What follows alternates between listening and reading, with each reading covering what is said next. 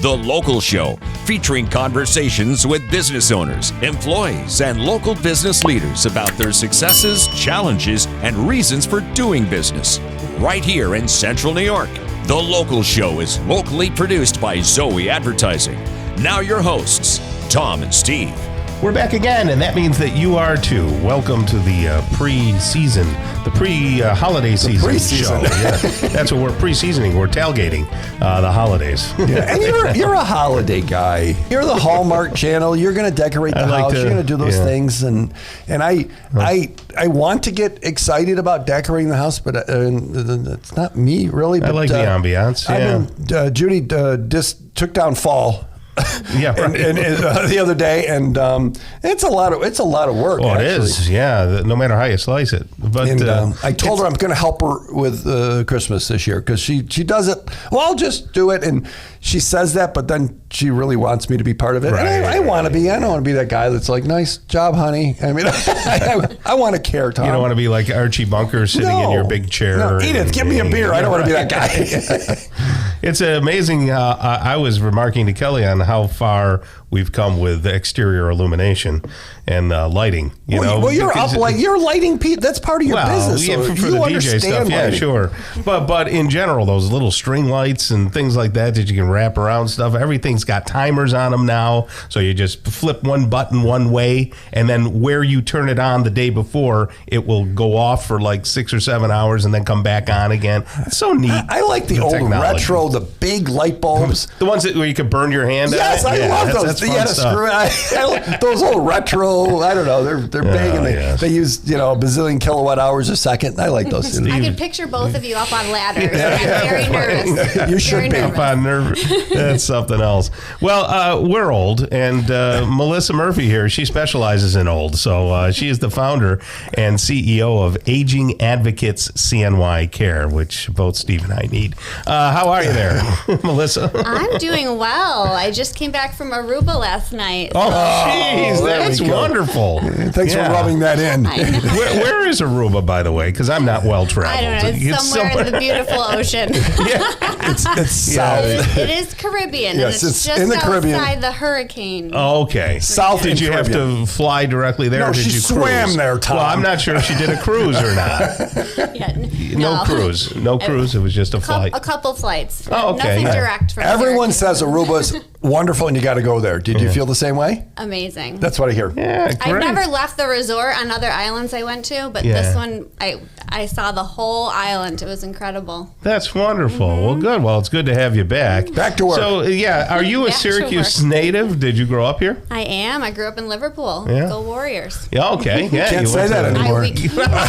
You're right. Even just though they don't were get that. Roman, it's You're a right. Roman. I know. You can't say I know. that. So I'm sorry. Take it back. I don't want to offend anyone. Yes. Now the Liverpool Melancholies. They don't want to offend anybody.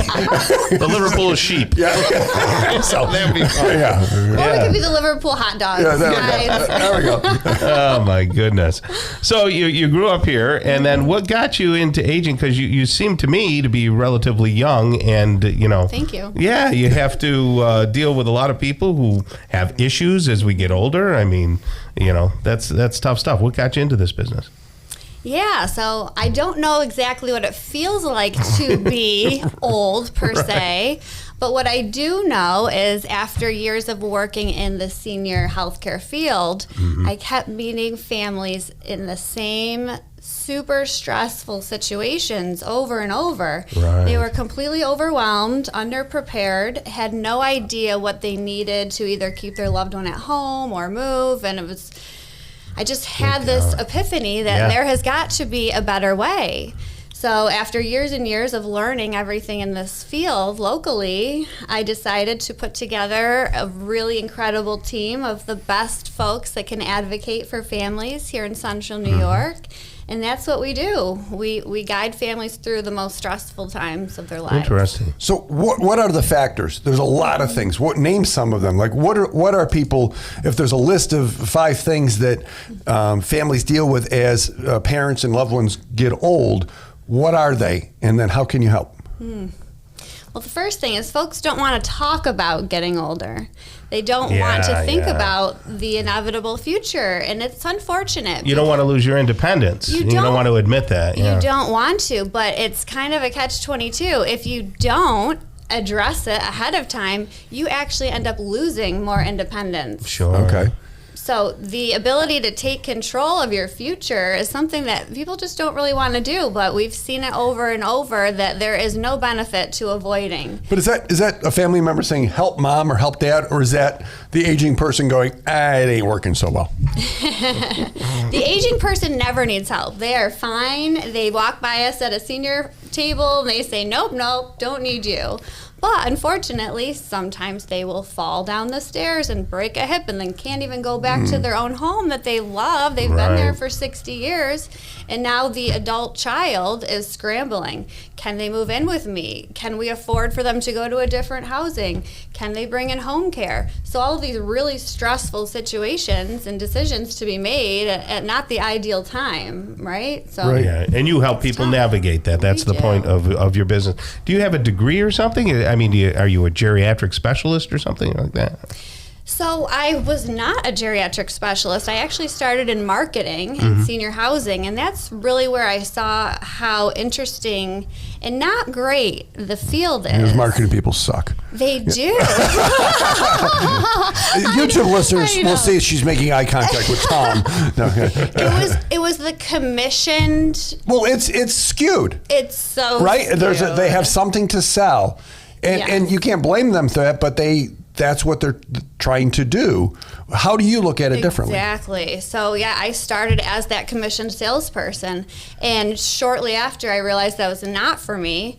So I left that company and went to a local nonprofit, went back to school, learned everything I could about gerontology, dementia, and that's when I transitioned into wanting to help people on a larger scale. Right. And that's what your company does now. Yep. Okay. How do people get involved with you? How do they start the conversation? Well, we would love for them to call us before they're in a crisis, of course. But so what's the average age that calls you? Would it be somebody who's 60 or in their 50s? What's the age? It's a child, right? Typically of a parent, maybe? Or is it someone in their 30s who has an aging parent? Generally, it's that retiree age that has the aging parent that they are looking for help with. Occasionally, we are seeing younger folks. People are having children later in life, and so it is kind of shifting. And people are getting more information from social media. So we're getting calls from maybe the grandchild looking for help for their grandparent.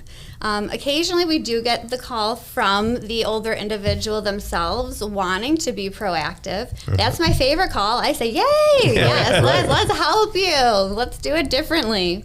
But usually it is the adult child in that crisis situation. So are you able to help with, there's insurances involved, there's there's home care involved, and you're getting involved in some of helping people with that, where they can help people at home? Yeah, essentially it's like, where do we start? Right. Can we keep this person in their home? Is that feasible based on what are their medical needs? What are their finances? What is their personality? Are they okay with being home, or would they benefit from a community where they are more socially engaged? Right. So that's something our team has this unique ability to come in, look at the whole picture, every dynamic between the healthcare, the family, the finances, and figure out what are the best options realistically. Right, and I heard you about the commission. You guys are a no commission. You're a fee for service. You get paid fairly for what you do, but you help people navigate all of those things. And does it start with a call and a conversation? Is that where it starts? So people can reach out to you. Is the 480-4770, is that a good number? That is a great number. Okay, so people can call 480-4770 and have a chat. It's agingadvocatescny.com, agingadvocatescny.com, and they can get info there. But they can call. You don't charge for the call. They can have a conversation and say, hey, if you have a problem with anything in the senior space, let's have a conversation. Yep. We start with a 15-minute free consultation, usually with myself, and then we figure out, are we a good fit? Are we going to be able to help you? We do not want a client that we don't feel we can truly help. Awesome. Makes sense. We work directly for the family. We are not getting paid by anybody else. Super. Melissa, thanks for joining us today. All right. Thank you so much.